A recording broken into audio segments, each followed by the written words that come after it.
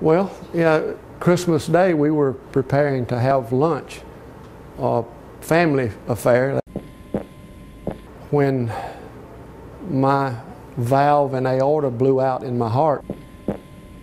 You know, this is not your standard acute heart attack. We took the one picture of the aorta and we documented immediately he had a large aortic dissection. All I can do is just be me.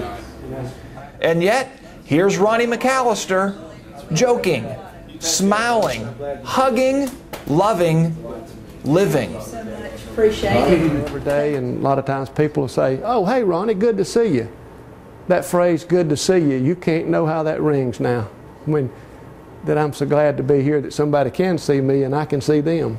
Fortunately for Ronnie, his cousin, a nurse by trade, was by his side at the table that Christmas Day. Until you are faced with doing CPR on a family member at a family gathering, and to have them live and come through by the grace of God and live because of the CPR and because of everyone else that took part in his care, you cannot imagine what it feels like.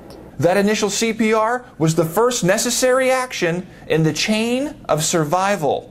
To have family members around me that were competent in CPR, and they kept me alive until the fire department got there first, and then EMS showed up very shortly after that. The fire department, EMS, everyone working together, and this is what is so beautiful about the chain of survival. It's not just one person or one entity. It requires everyone. It's a series. Dr. Grabarczyk says people live because of life-saving services provided not necessarily in the emergency room, but in the home or out in the field. You know, you got to give credit to the Lord. He put those people there. The humble physicians at Bon Secours St. Francis do deserve much praise. Their skillful efforts in the operating room, the final link in the chain of survival.